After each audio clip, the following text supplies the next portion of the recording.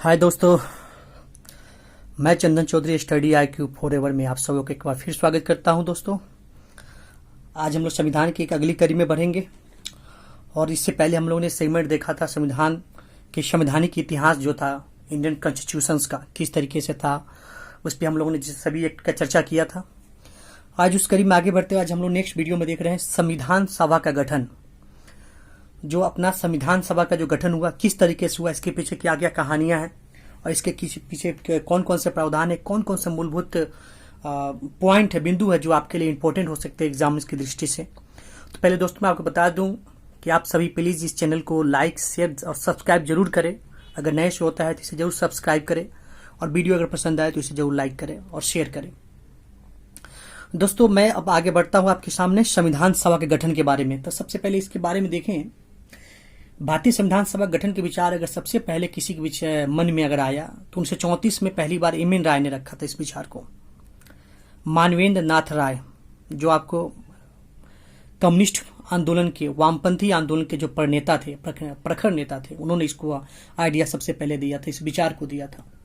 फिर उसके बाद में 1935 में भारतीय राष्ट्रीय कांग्रेस, फिर उसके बाद में देखिए 1935 में भारतीय राष्ट्रीय कांग्रेस ने जो है पहली बार जो है संविधान निर्माण के लिए जो है आधिकारिक रूप से संविधान सभा के गठन की मांग की। ठीक है। फिर उसके बाद में आप देखेंगे यहां पे कैबिनेट मिशन,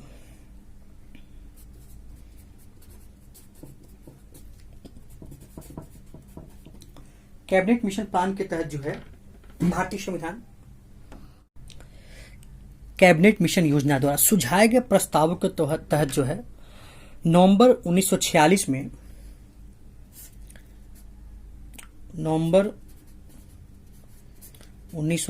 में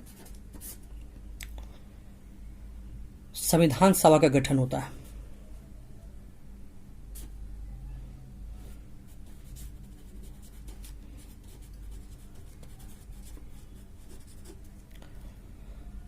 अब इस योजना की जो कार्य प्रणालियां थी, अब क्या क्या इसके कार्य प्रणालियां थी, किस तरीके से इसके जो चीजें थी, तो सबसे बड़ी बात थी इसमें क्या था कि इसमें संविधान सभा में कुल सदस्यों की जो संख्या थी 389 होनी थी। इनमें से 296 सीटें जो थी देशी, 296 सीटें ब्रिटिश भारत के लिए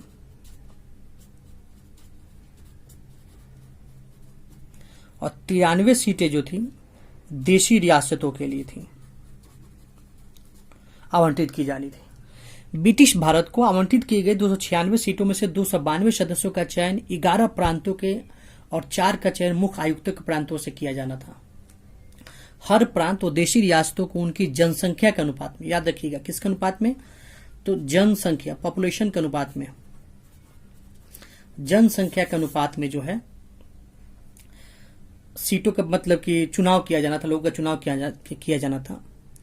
ये 3 समुदाय थे, मुस्लिम, सिख और सामान्य। मुस्लिम, सिख और सामान्य।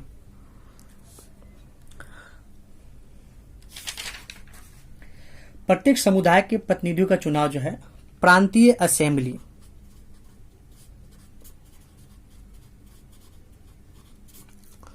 प्रांतीय असेंबली के द्वारा जो है इसका चुनाव किया, उस समुदाय के सदस्यों द्वारा किया जाना था। और एकल संक्रमणीय मत, एकल संक्रमणीय मत, याद रखिएगा,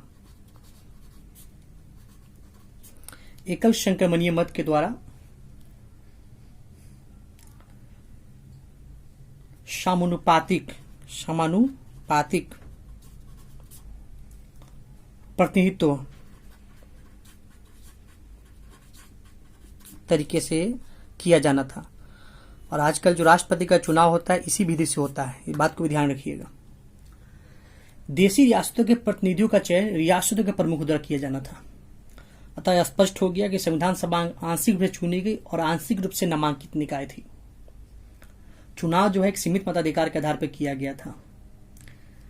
यद्यपि संविधान सभा का चुनाव भारत के वरिष्ठ मतदाताओं द्वारा प्रत्यक्ष रूप से नहीं हुआ, तथापि इसमें प्रत्येक समुदाय, हिंदू हो, मुस्लिम, सिख, पारसी, आंग्ल भारतीय, भारतीय ईसाई, अनुसूचित जाति, अनुसूचित जनजाति के प्रतिनिधियों का जगह मिली। इनमें महिलाएं भी शामिल थी। महात्मा गांधी को अगर अपवाद के रूप में छोड़ दें तो गांधी उस समय सभा में भारत की सही बड़ी हस्तियां शामिल थी। अब हम लोग देखते हैं भारतीय सभा की कार्य प्रणालियां, भारतीय सभा की संविधान सभा जो है उसकी कार्य प्रणालियां क्या की थी। तो संविधान सभा की पहली बैठक जो हुई है, फर्स्ट सिटिंग जो हुई है, पहली बैठक जो हुई है 9 दिसंबर 1946, स्थिति को याद रखिएगा, कई बार एग्जामिनेशन में पूछे जाते हैं। इसकी पहली बैठक 9 दिसंबर 1946 को हुई है और मुस्लिम लीग जो है बैठक का बहिष्कार कर दिया। मुस्लिम लीग जो है बैठक का बहिष्कार कर देता है और अलग पाकिस्तान की राग अल्पाने लगे, जैसे पहले से जो अल्पा रहा था। इसलिए बैठक में केवल 211 सदस्य ही शामिल होते हैं। और फ्रांस की तरह क्या था कि सभा के सबसे वरिष्ठ सदस्य जो होते हैं, फ्रांस में होता क्या है कि सभा का जो सबसे वरिष्ठ सदस्य होता था उसकी पहली बैठक में उनको जो है सभा का अध्यक्ष नियुक्त कर दिया जाता था। तो उसी तरीके से जो है हम लोगों ने जो है जो अपना जो वरिष्ठ सदस्य था सच्चिदानंद सिन्हा, सच्चिदानंद सिन्हा, ये आपको संविधान सभा के प्रथम अस्थायी अध्यक्ष, अस्थायी नहीं अस्थायी अध्यक्ष नियुक्त कर दिया गया। फिर कुछ दिनों के बाद में है डॉक्टर राजेंद्र प्रसाद जो है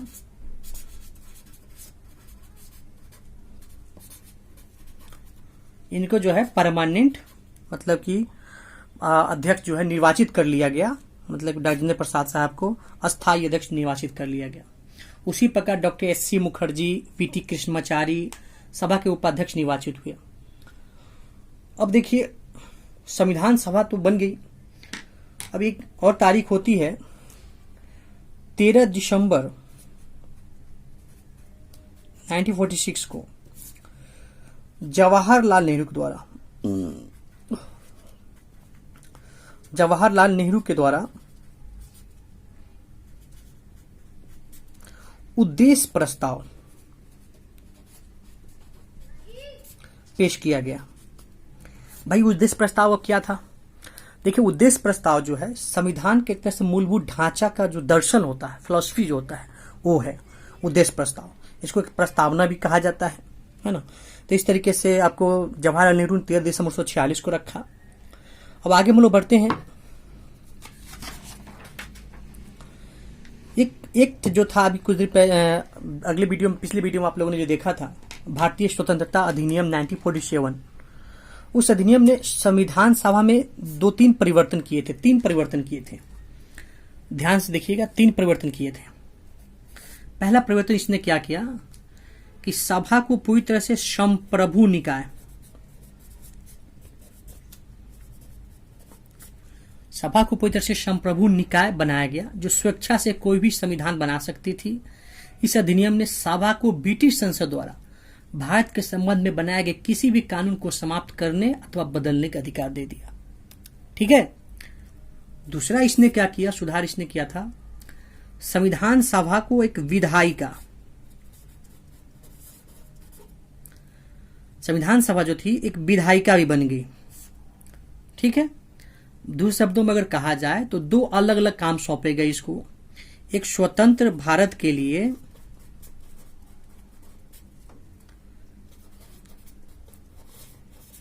संविधान बनाना,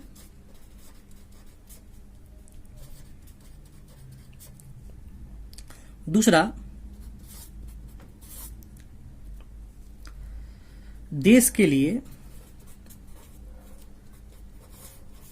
आम कानून बनाना, आईपीसी कानून बनाना। तो 2 काम इनको सौंपा गया। अब देखिए अब हुआ ऐसा कि जब सब इस प्रकार जो है संविधान सभा स्वतंत्र भारत की पहली संसद बनी। और जो संविधान सभा जो थी ये स्वतंत्र भारत की जो है पहली संसद बनी। ठीक है। अब इसको दोनों काम करने पड़ते हैं संविधान सभा के। तो आपको स्वतंत्र भारत के लिए संविधान भी बनाना है, दूसरा देश के लिए आम कानून भी बनाना है, जो आईपीसी भी बनाना है, इंडियन पेनल कोड भी बनाना है। तो इन दोनों कार्यों को अलग अलग दिन पे करना होता था। इस प्रकार संविधान सभा स्वतंत्र भारत की पहली संसद बन गई। जब भी संविधान सभा की बैठक संविधान सभा के रूप में होती थी तो इसकी अध्यक्षता जो है डॉक्टर राजेंद्र प्रसाद करते थे। कौन करते थे? डॉक्टर राजेंद्र प्रसाद करते थे। अब जब देश के लिए आम कानून, मतलब जब भी अब बैठक होती थी, अब जब विधायिका के लिए जब बात होती थी जो विधायिका की संबंधी जो काम होगा, देश के लिए आम कानून बनने की जब इसकी बैठक जब होगी तो इसकी अध्यक्षता कौन करते थे? जीवी मावलंकर।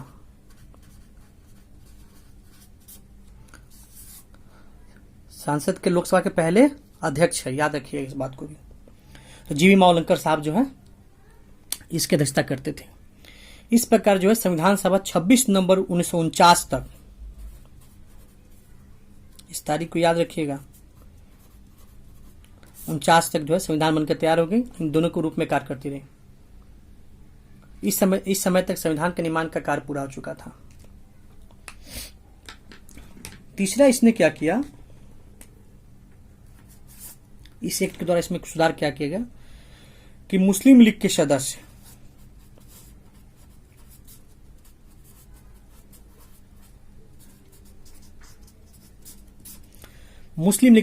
जो पाकिस्तान में शामिल हो चुके थे, भारतीय संविधान सभा से अलग हो गए। इसकी वजह से सन 1946 में माउंट बेटन योजना के तहत तय की गई सदस्यों की कुल संख्या 389 सीटों की बजाय 299 तक आ गिरी। प्रांतीय सभाओं की संख्या 296 से 229 तक, देशी रियासतों की संख्या 93 70 कर दी गई।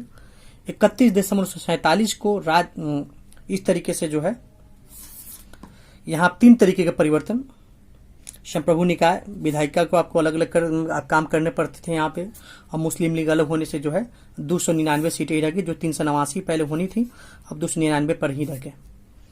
तो इसने 3 सुधार किए थे, इस अधिनियम ने 3 परिवर्तन किए थे।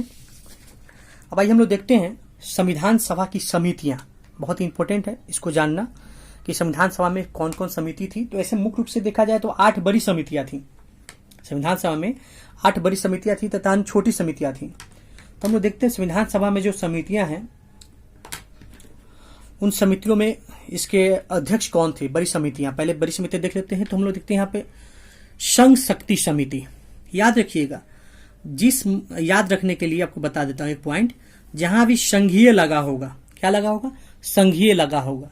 उस समिति का अध्यक्ष अगर पूछा जाए तो उसका जवाब एक ही आदमी होगा, जवाहर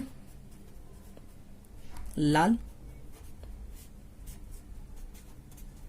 नेहरू, पंडित जवाहरलाल नेहरू। ठीक है, क्लियर। अब देखिए प्रांतीय, अब इसमें भी बात है, प्रांतीय संविधान समिति जो है इसके अध्यक्ष थे सरदार पटेल। इनका बहुत बड़ा योगदान था सभी प्रांतों को एक करने में, सभी रियासतों को एक करने में, इसलिए एकीकरण का नेता कहे जाते हैं, है ना। यूनिटी ऑफ लिबर्टी भी इनके नाम पे बना है गुजरात में। तो प्रांतीय संविधान समिति जो थे सरदार वल्लभ भाई पटेल,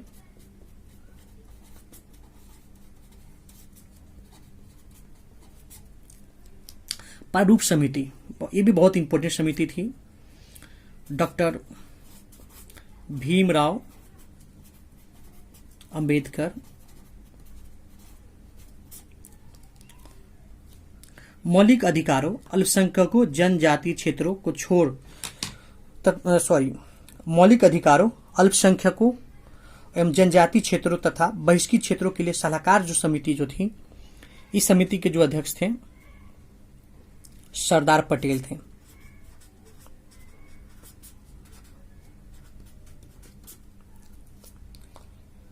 अब एक प्रक्रिया नियम समिति, इसके अध्यक्ष थे डॉक्टर राजेंद्र प्रसाद।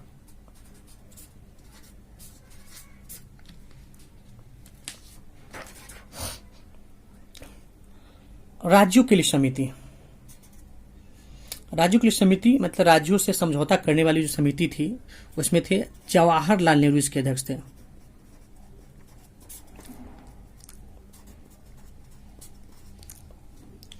उसके बाद में आता है संचालन समिति, तो याद रखिएगा डॉक्टर राजेंद्र प्रसाद।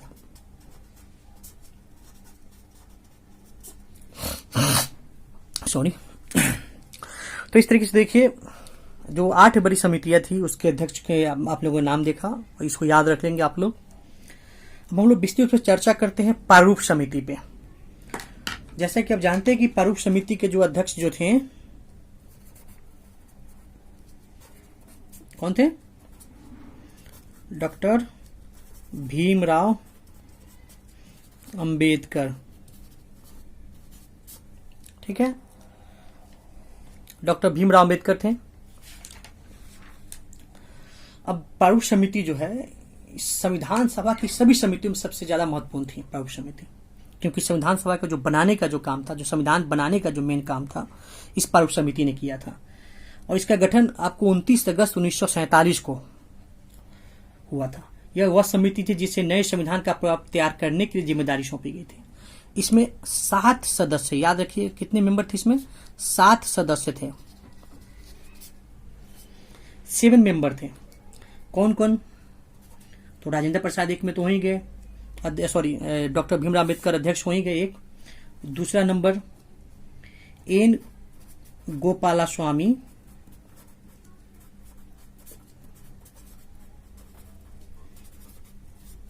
आयंगर, ठीक है। तीसरा थे अल्लादी कृष्ण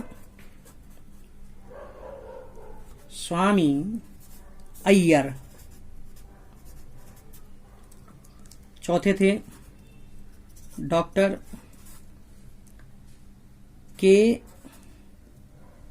एम मुंशी। पांचवें थे सैयद मोहम्मद शादुल्ला। छठे थे एन माधव राव। सातवें टीटी कृष्णामाचारी।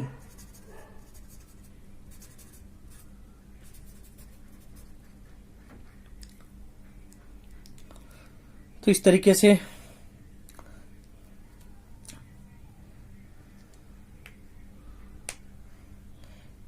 हम लोगों ने देखा कि प्रारूप समिति के विशेष एक एक अध्यक्ष के एक एक लोग का हम लोगों ने नाम जान लिया। कुल 7 सदस्य थे इसमें।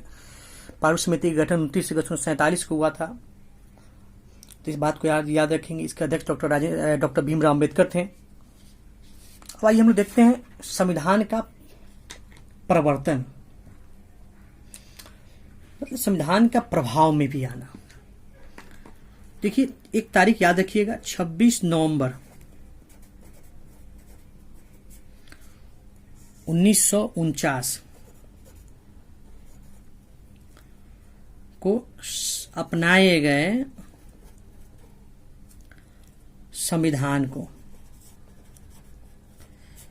26 नवंबर 1949 को जो संविधान को अपनाया गया, अंगीकार किया गया भारत के द्वारा।